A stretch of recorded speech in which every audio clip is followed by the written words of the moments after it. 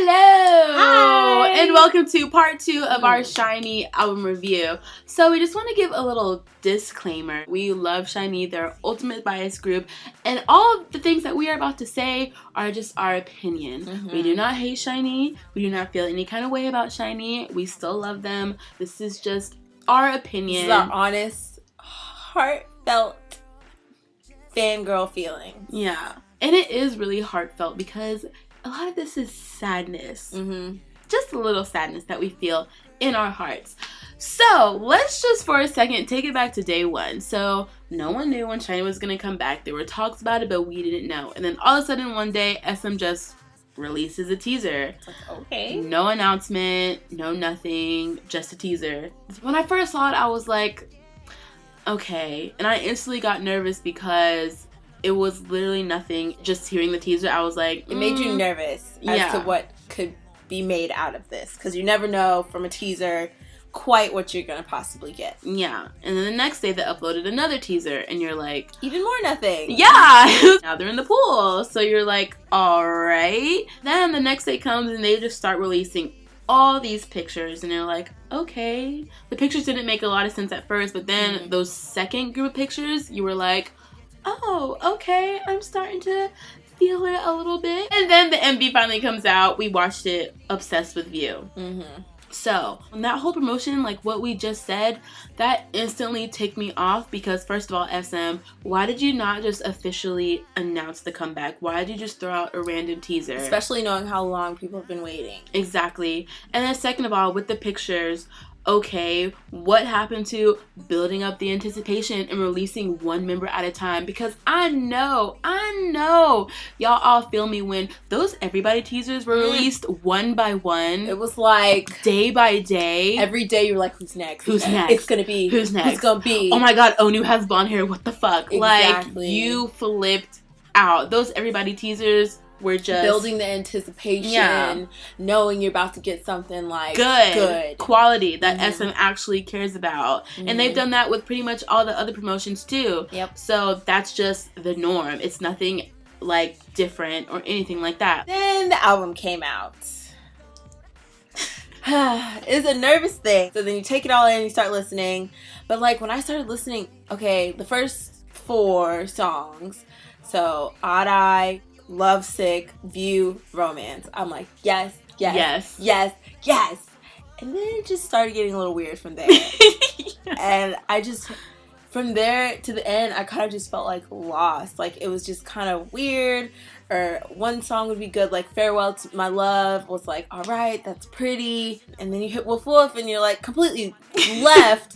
And everything just, I don't know. It wasn't as cohesive. Like SHINee to me, like all their albums, everything just goes. It's cohesive. Dream Girl, cohesive. Everybody, cohesive. Like everything.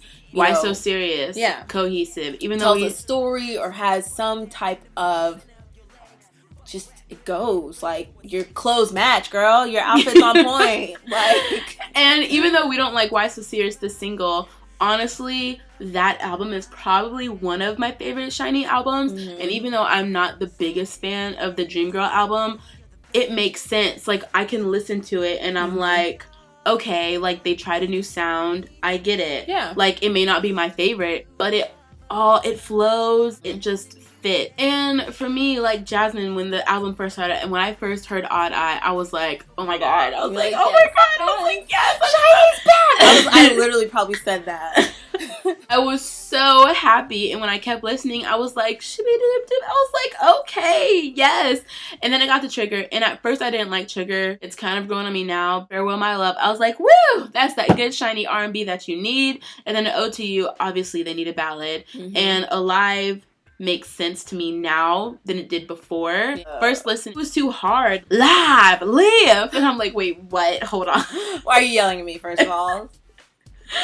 It took me a second to wrap my head around it, but now, honestly, that's one of my favorite songs. And then you get to Woof Woof, and you're like, where did we go wrong? And I'm also a little upset because I feel like for the first time, I genuinely feel like half of these songs are filler tracks. Trigger, filler track. Woof Woof, filler track. Black Hole, filler track. An Encore, filler track. I feel like wanted a full album. I honestly would have been happy with a mini album. To me, if it would have been like the first song through the 6th or the 7th, switch couple maybe in and out, I would have been good. Like, this would have been perfect for me. If you just would have gone from Odd Eye to an OTU cutout trigger and subbed into live, boom! There you go. SHINee can switch it up. They can do, like you said, the whole Misconceptions of You series. They switched up their sound and it was still very good. And at the same time, still very SHINee. Then they took it back a little bit and did Everybody. And I was like, whoa! Yes. I was like, okay. And then View, they didn't just go back to what they can usually do. I appreciate the song View so much because it is so different in the bigger scheme of K-pop things. Yeah. Like, I can't express to you how much, like, I truly appreciate this song because it just, I don't even know. Odd Eye and Lovesick. Yeah. Like, just the sound of Odd Eye, every time that song starts, it's just like, yeah. It's like, yes. Like, that is how Odd Eye makes me feel. Yeah. When I listen to every song individually and I'm like, okay, it's not bad. Yeah. Like, I cannot say that this album's bad. I can accept the song. Yeah. I can be like, okay, this is not a bad song. Because technically, none of the songs are bad. Half of this album tops everything they've done until now, and then half of the album doesn't. And then putting those two together, if it would have stayed that whole disco beach, loose summer vibe, they would have kept that whole theme throughout it, I feel like it would have been perfect. It would have been perfect. I would have loved fine. it. I'd be like, oh my god, they just have like this new, fresh. After coming off something like kind of harder, like Everybody. You was fucking perfect for that. So I'm going through all those thoughts and feelings about the album, and then SM announces that EXO's gonna have a comeback.